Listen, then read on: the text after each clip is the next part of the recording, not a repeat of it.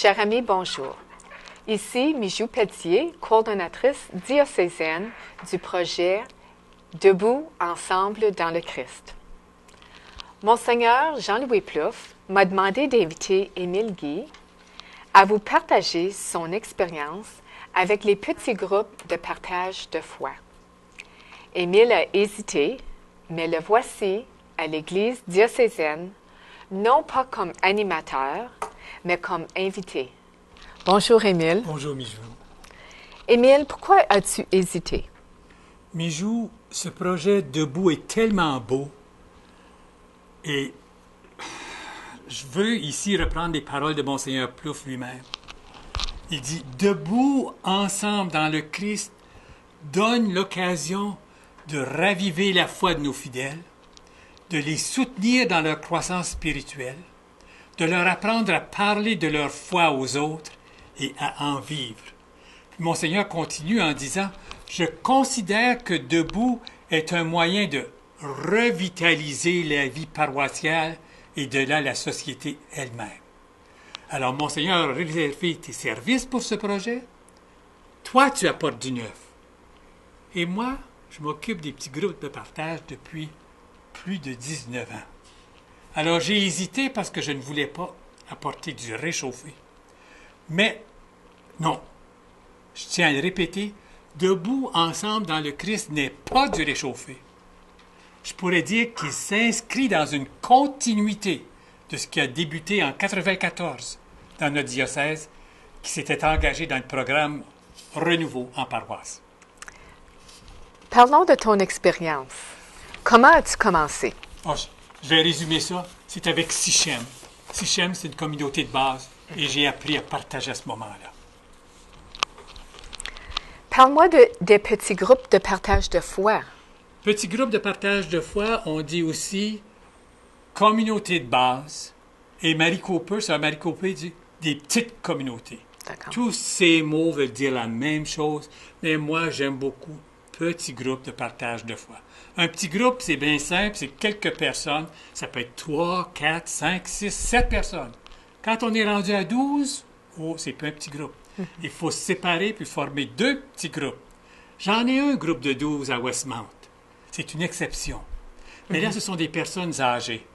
Puis les personnes âgées viennent pour vivre dans le groupe, mais il y en a qui ne disent pas un mot, mais qui écoutent. Une fois, il y avait une anglophone qui s'était venue, on a dit ça se passe en français, elle dit « It's okay, I don't understand, but it feels good to be with you. » Elle me sent bien ici. Puis après un certain temps, elle s'en allait. D'accord. Donc, pourquoi 5 à 8 personnes vous proposez? C'est pour donner C'est la l'idéal. chance à chaque personne de se dire, D'accord. de partager sa foi, de partager son vécu. Et personne n'est obligé de parler. Il ne faut pas oublier ça. Que les gens ne pensent pas qu'ils sont obligés de parler. S'il y a 12 personnes, ça va prendre beaucoup plus de temps à parler que s'il y en a seulement 6. Alors, c'est un peu trop grand. Mais 6, c'est ni trop grand ni trop petit. Une belle variété d'expériences. D'accord. Alors, où et quand, les petits groupes se réunissent-ils? Nous avons beaucoup de choix. On peut se réunir à l'église. On choisit un moment qui convient. Certaines aiment bien venir après la messe du soir. Moi, j'anime un groupe à la résidence Westmount le mercredi matin. Je choisis aussi un petit salon qui est libre et nous sommes assis en cercle. J'ai un groupe dans l'immeuble où j'habite. J'ai un autre groupe qui se réunit dans une famille et Paulette va vous en parler de ce groupe-là plus tard dans l'émission. D'accord. Alors, pour accommoder les gens qui doivent s'absenter, parfois on est obligé de changer. Si on a fixé le vendredi soir, on le met au dimanche et on s'arrange. D'accord. Alors, qu'est-ce qui se passe dans une de vos rencontres? Mais je pense que tu pourrais lire ce qui apparaît à l'écran, Mijou. Alors, dans un premier temps, il y a l'accueil, la prière, au quotidien, la parole de Dieu avec partage, réflexion pour aller encore plus loin, invitation à s'engager et on conclut avec une prière encore. Alors, qu'est-ce qui se passe dans une rencontre? Chaque rencontre commence par l'accueil. C'est comme dans une famille. Quand une famille se réunit, c'est le beau bonjour à chacun. Certains se donnent la main et d'autres aiment bien recevoir une caresse. C'est pas pareil partout. Chaque famille est différente. Quand tout le monde est assis, on se présente. Le nom de chaque personne est important. Les personnes âgées aiment bien qu'on répète les noms. Puis des fois, je fais un petit test pour savoir qui peut nommer tout le monde. Quelqu'un commence, hop, elle bloque. Quelqu'un d'autre continue, aide. Et c'est très important. Et là, je leur demande, puis moi, quel est mon nom? Puis là, ils disent en chœur, Émile. Et dans mon groupe à Westmount, j'ai 2 Marie-Jeanne. Ça, c'est des 2 très beaux noms. Puis je leur dis, ça, c'est très beau. Puis là, leurs yeux s'ouvrent, puis les oreilles s'ouvrent. Pourquoi Marie-Jeanne? Ma mère s'appelait Marie-Jeanne. Alors, quand je dis Marie-Jeanne, je pense à ma chère maman. Alors, dans l'accueil, chacun parle de ce qui se passe. Moi, je voudrais demander de prier pour mon petit-fils. Il est parti à Toronto. C'est la première fois qu'il part de la maison. On est bien inquiet. L'autre nous parle d'une personne qui est très malade. L'autre nous parle de toutes sortes de nouvelles.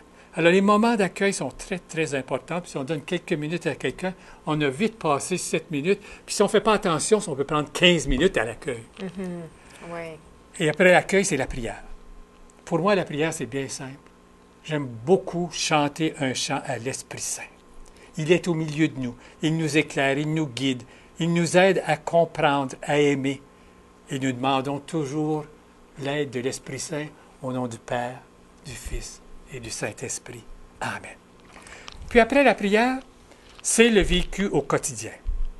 Ça, le vécu au quotidien, c'est toujours un texte. Bien, lis donc le texte que j'ai mis là pour le pape François. J'ai eu la grâce de grandir dans une famille où la foi se vivait de manière très simple et concrète. Mais c'est surtout ma grand-mère, la maman de mon père, qui a marqué mon chemin de foi. C'était une femme qui nous expliquait, qui nous parlait de Jésus. Je me souviens que le vendredi saint, elle nous amenait toujours le soir au chemin de la croix.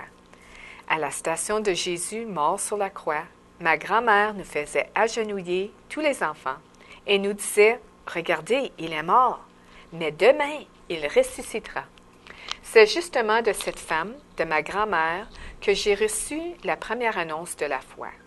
C'est très beau ceci, la première annonce à la maison en famille. Et cela me fait penser à l'amour de tant de mamans et de tant de grand-mères dans la transmission de la foi. C'est elle qui transmet la foi.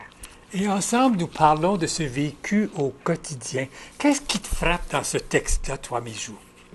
Peut-être dans le fait que c'est souvent après coup qu'on reconnaît nos bénédictions, puis l'influence de certaines paroles ou de certains gestes sur notre vie.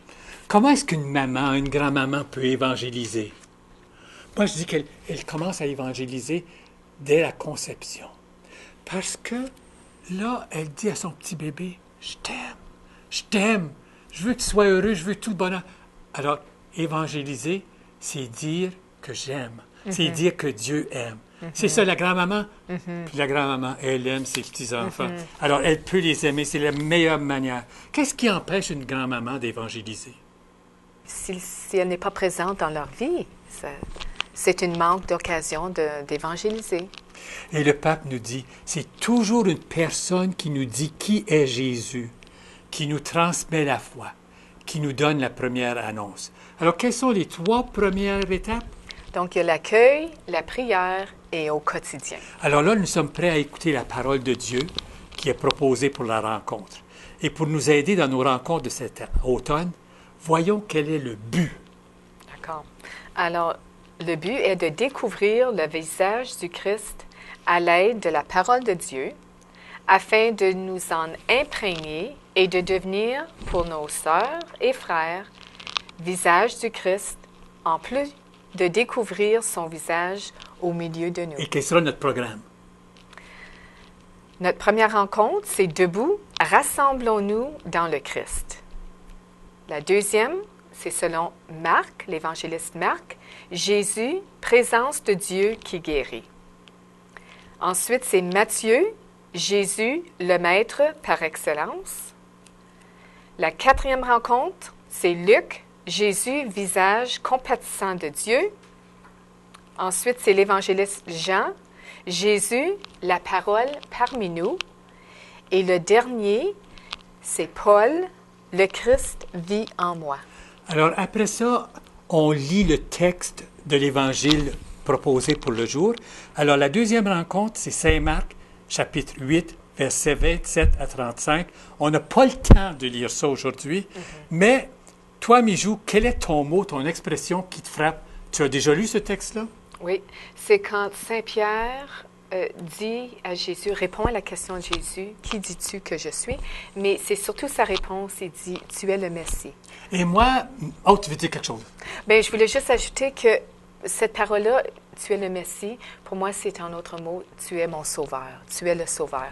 Et à un moment donné, il y a un prêtre dans notre paroisse à Sault-Sainte-Marie, un père blanc, qui nous avait demandé aux paroissiens, durant son homélie, qui dites-vous, qui est Jésus pour vous? Et il nous pointait du doigt, puis moi, ce qui m'est venu à l'esprit, c'est mon sauveur. Alors, quand j'ai lu cette parole, ça m'a un peu rappelé cette prise de conscience que Jésus est mon sauveur personnel. Et moi, ma phrase qui me retient, c'est « Et vous, qui dites-vous que je suis? » Ça me force à aller en dedans, à penser « Qui est Jésus pour moi? » Et nous nous posons tous cette question-là. Qui est Jésus pour chacun de nous? D'accord. Puis là, à ce moment-ci, je pense, Jésus est parole de Dieu. Jésus est le Verbe qui se fait chair. Jésus est venu nous montrer le visage de Dieu. Et cette partie-là du partage est tellement importante. C'est le cœur de nos rencontres, parce que l'Esprit Saint est venu m'inspirer. Je n'avais pas cette réponse-là avant notre rencontre. Certaines personnes vont même se retenir. Ils ne diront pas le mot qui les frappe, mais ce mot-là est très important. Je me rappelle, dans une de nos rencontres, il y avait une dame qui avait de la misère à lire, puis son mot, elle, c'était Joseph. Et avec Joseph, en travaillant, nous avons vu que Joseph était très important dans la vie de Jésus, dans la vie de Marie. Il est très important dans notre vie. Et nous avons pensé au frère André, à l'oratoire Saint-Joseph. Le mot Joseph, c'est le nom d'une personne. Mon nom, à moi, est important. Moi, j'aime pas quand les personnes m'appellent chose. Hey, chose, là, si c'est important, mon nom, Dieu me connaît aussi par mon nom. Certains partages nous font découvrir des trésors. Après avoir lu l'Évangile de Marc, guérison de l'aveugle Bartimée, une jeune fille de 12 ans me dit, « Ce qui me frappe, c'est quand Jésus a dit, « Appelez-le. » Avant cette parole de Jésus, tout le monde lui disait, « Tais-toi, tais-toi, tais-toi. » Mais après que Jésus a dit, « Appelez-le », tout le monde a changé d'attitude. Et ils ont dit, « Viens, viens, Jésus t'appelle. » Alors, une parole, 2 mots de Jésus a transformé la foule. Et dans notre vie de tous les jours, il y a de ces paroles qui peuvent transformer la vie des gens. Et c'est important que je m'affirme. Des fois, je ne dis rien parce que j'ai peur, mais c'est tellement important. Et après avoir entendu les partages des participants de mes 3 groupes, je peux t'assurer, Mijou, que Dieu me comble de ces cadeaux, de ces trésors qui changent ma vie. Puis, en tant qu'animateur, ce qui est important dans le groupe, c'est de valoriser le partage de chacun. Un mot, une parole qui donne vie. C'est Jésus, par son esprit, qui est le sel, qui donne le goût. Et après ça, c'est la partie de la réflexion. Alors, la réflexion nous permet d'aller plus loin. Ensuite, nous avons l'invitation à s'engager. Puis là, on repasse toutes les étapes d'une rencontre. Donc, l'accueil, la prière au quotidien, parole de Dieu avec partage, réflexion pour aller plus loin, invitation à s'engager et la prière. À ce que je vois, tu aimes ces petits groupes de partage. Ça fait plusieurs années que tu m'en parles, Émile. Tu m'en as fait vivre au cours d'émissions de télé même. Alors, depuis l'année 1994, j'anime des petits groupes de partage de foi dans ma paroisse à l'automne et pendant le carême. Depuis que c'est incroyable tout ce que le monde reçoit. Je donne un petit exemple. J'apportais la communion à un malade. je lui ai proposé de venir chez lui pendant le carême, animer un groupe chez lui. Lui et son épouse aimaient tellement ça qu'ils m'ont invité à continuer chez eux l'automne carême. Et quelques années plus tard, il est décédé.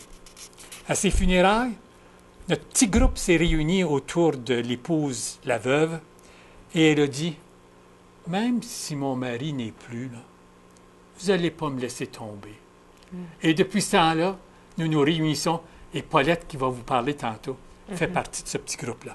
C'est un petit groupe qui est extraordinaire.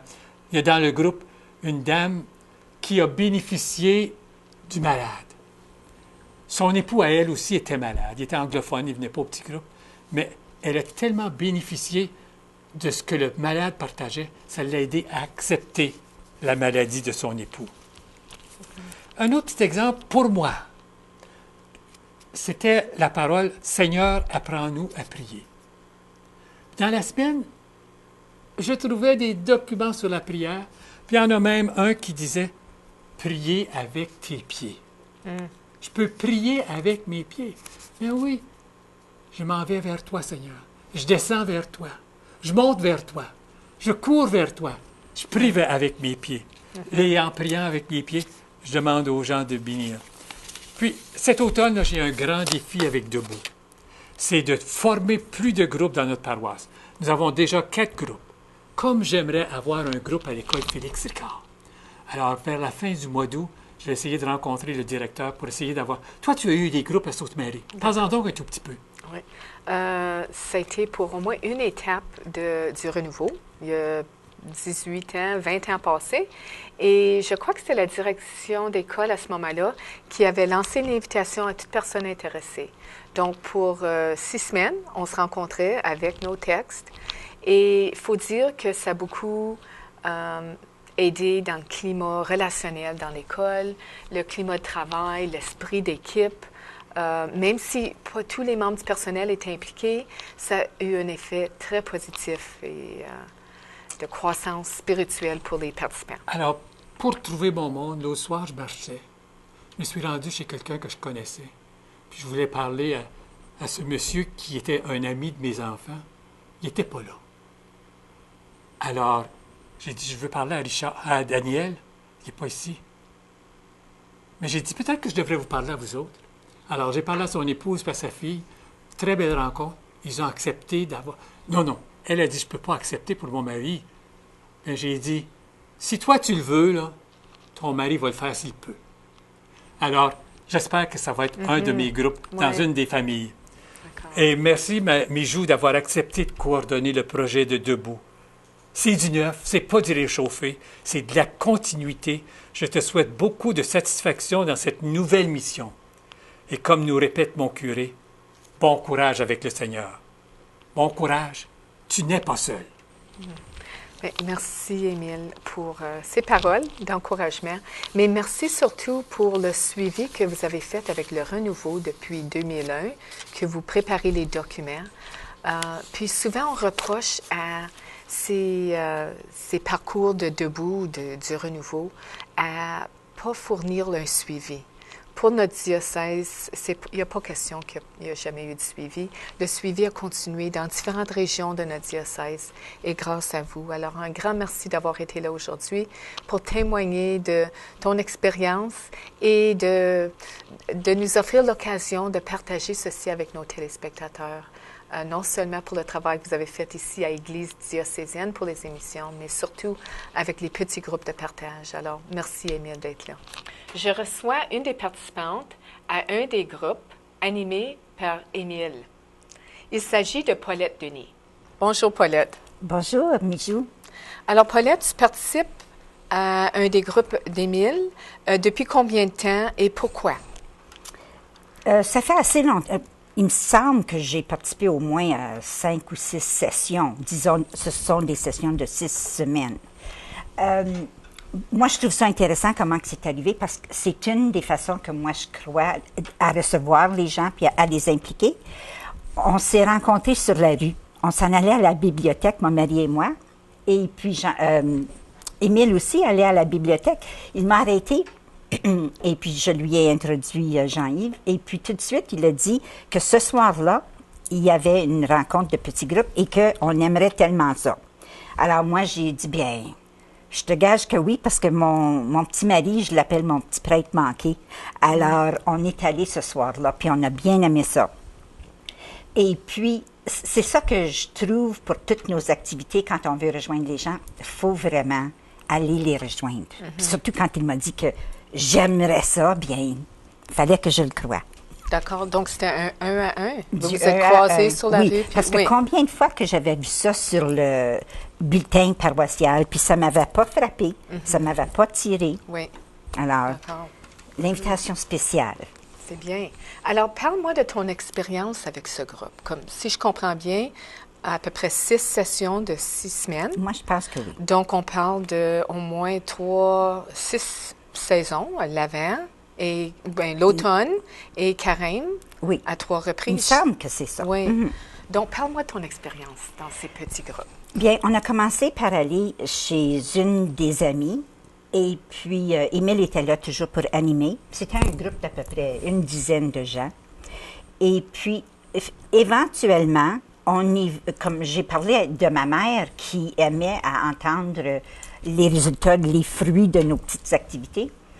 Et puis, j'en ai parlé au groupe. Et puis, finalement, aux 2 dernières sessions, on a commencé à avoir un groupe chez nous. Le groupe s'est rencontré chez nous. Ça permettait à ma mère de parler et puis de participer à ces groupes-là. Puis elle était vraiment heureuse de faire ça. Et puis, si je parle de nos petits groupes, c'est que c'est tellement intime, c'est petit. On ne veut pas que ça soit très, très grand. Alors, en étant petit, les gens deviennent très familiers et puis sont à l'aise de parler, même les timides. Puis moi, je trouvais peut-être que ma mère serait un peu timide, mais c'est qu'elle parle juste quand elle a quelque chose de bien sage à dire. Alors, elle participait de sa façon. Puis tout le monde participe à sa façon. On n'est pas toujours obligé de parler. D'accord. Mais on voit qu'à mesure que le temps avance, que les gens sont plus dégagés. D'accord. Être plus ouvert. Oui. Pas juste écouter l'autre, mais partager ce qu'ils sont en train de vivre. C'est ça. également. Oui.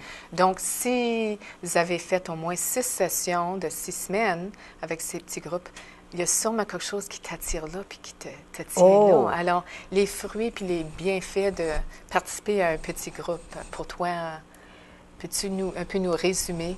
Oui. Bien, pour une chose, j'ai vu chez les gens s'épanouir. Il y a une richesse spirituelle qui sort de ça. On a une dimension plus approfondie de notre foi. Et puis ce qui en résulte, là, c'est que en écoutant ou en lisant les paroles de la Bible, on pense ou on peut voir que Jésus nous parle à nous. Les prophètes nous parlent. Et ils nous parlent à moi si je veux penser comme ça. Alors, il me semble que ça, c'est un des fruits qui est venu de là. Combien de cours que j'ai pris, mais ça ne m'a pas donné ça. Alors, je ne sais pas si ça donne ça pour tout le monde. Aussi, une autre chose de grand, c'est que ça m'a initiée à méditer sur les lectures avant la messe. Ça, c'est quelque chose que je ne faisais pas. J'arrivais à la messe et puis, bon, là, je participais, puis je trouvais que je faisais bien les choses. Mais depuis que moi et Jean-Yves et ma mère, nous méditons sur les lectures avant d'arriver à la messe, c'est pas mal plus fort. Ça prépare Oui. la messe. Oui. Oui. Et puis, c'est donc plus enrichissant. Ça a stimulé la recherche. Moi, j'en revenais pas combien de choses que notre Émile avait trouvées dans ses lectures. Et puis, j'ai commencé à faire des recherches moi aussi. Par exemple, on s'est procuré le gros catéchisme. Après ça, on a eu le petit U4. Toutes les 3, on a. Et puis, nous autres, on aime ça avoir... Tout le monde, dans la famille, là, on a les mêmes livres.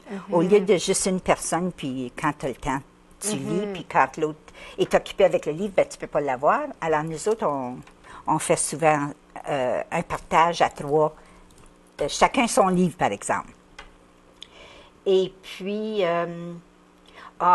même des cours de Bible, j'en avais pris beaucoup, mais il me semble que c'est plus fort maintenant, ces cours de Bible. Quelque chose qui me revient, c'est que en lisant ou en écoutant les paroles, on essaie de voir, on essaie de se rappeler qui est l'auteur, quel est le message, quel est le contexte culturel ou bien historique. Quel est le message pour moi dans cette lecture-là? Et puis, on est venu à découvrir que ce n'est pas toujours le même message pour chaque personne qui est là. Tout le monde reçoit un message personnel. Et il n'y a pas seulement une vérité dans le message. C'est ça. C'est la façon qu'on discerne la voix de Dieu dans le message pour nous, puis comment qu'on peut le mettre en application aussi. Donc, le côté application, puis l'agir dans ça. Parce que j'ai bien apprécié tous les bienfaits que tu viens de bien résumer, mais est-ce que, suite au petit groupe, d'une semaine à l'autre, y a-t-il une action qui est encouragée ou un suivi par rapport à la parole de Dieu qui vous permet non seulement d'approfondir votre relation avec le Christ, mais de tisser des liens plus étroits puis un soutien mutuel dans le petit groupe. Mais est-ce que ça vous engage ou est-ce que ça vous encourage dans vos actions de la semaine?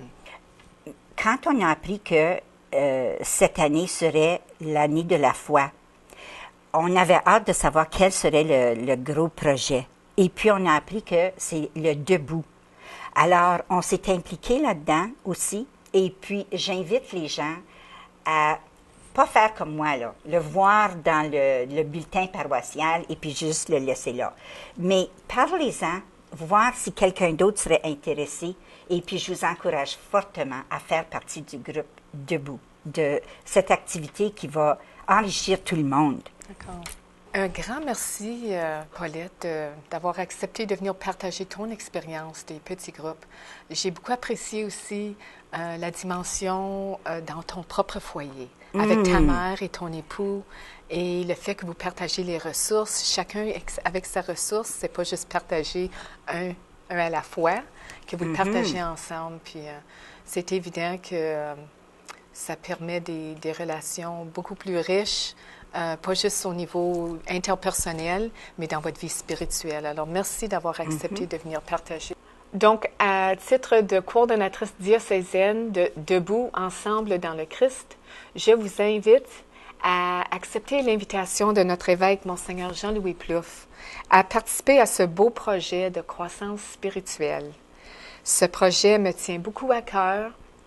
Je vous invite de tout cœur à en faire partie. Ensemble, nous pouvons faire une différence. Prions, pensons-y, décidons, agissons, debout ensemble dans le Christ. Pour en savoir plus long, je vous invite, après cette émission, de communiquer avec moi selon les coordonnées qui seront affichées à la fin de cette émission et où vous pouvez communiquer avec votre paroisse francophone. Au plaisir et à la prochaine. Tous ensemble, il me semble, on pourrait changer le monde de jour en jour, de cœur en cœur, par des gestes d'amour. Tous ensemble, il me semble, on pourrait changer le monde en changeant tout d'abord son cœur. Mais pour cela, ne faut-il pas